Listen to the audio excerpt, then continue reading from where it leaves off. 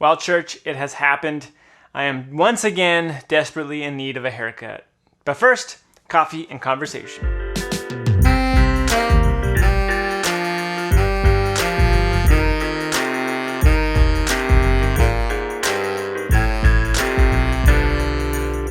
Well, good morning, friends. Welcome to another Wednesday coffee and conversation on this Wednesday morning. Or if you're watching it after Wednesday morning, fantastic. Whenever you can use this video, we're happy that you're doing so. Right now, we are finishing up a 2-week series called Silent. All about those times and moments when God is silent, when it feels like He's not answering or responding to our cries, to our calls, to our prayers. Last week, the first week, was more about even when God is silent, He's still at work. He's still moving. He's still faithful. And so we can still put our trust in Him, grow in our faith. You know, the best example of that is the book of Esther in the Old Testament. Not once in that book is God mentioned or named. And yet we can see as we read through the story of Esther that God is still at work. So that was the first week. Even in silence, God is working. But this past Sunday, it kind of flipped to the other side. Because there are moments and times where God's silence is actually maybe more so a result of what we've done. Things that we're doing, and we have a part to play in the fact that we can't hear Him at times. So we want to take some moments today just to ask, again, 3 questions to help us put that teaching and that understanding into practice in our everyday lives. So question number 1. What is making it difficult for you to hear God? What right now is making it difficult is getting in the way of you hearing from God. Pastor Warner shared a few different ideas of what this looks like on Sunday.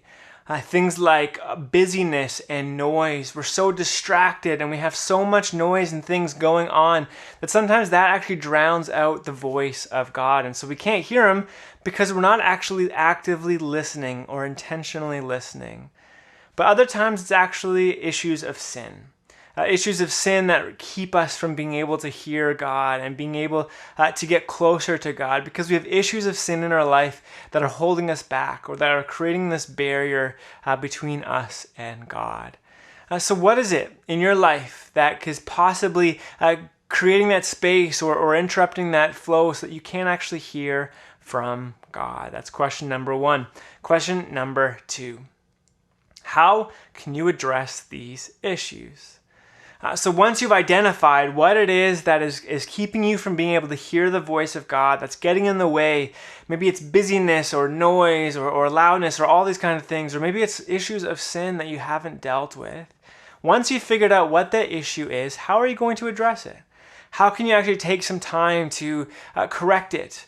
If you're busy and there's so much noise everywhere, how can you slow down and become silent and take time to listen? Or if you have issues of sin, how can you address those issues authentically, wholeheartedly, and again, give space and room for God to speak? Lastly, question number 3. What promises of God do you turn to during times of silence? It can be difficult, it can be discouraging, and just heartbreaking during those walking through the seasons of time where God feels silent.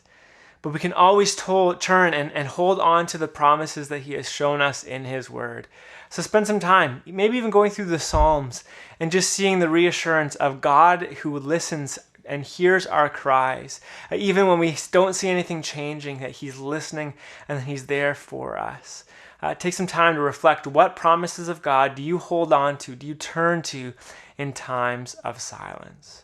This has been a great series. We're going on to a new series this upcoming Sunday in the book of Acts. It's going to be fantastic. You can register online to join us in person, or you can see us online. We hope to see you and connect with you this upcoming Sunday.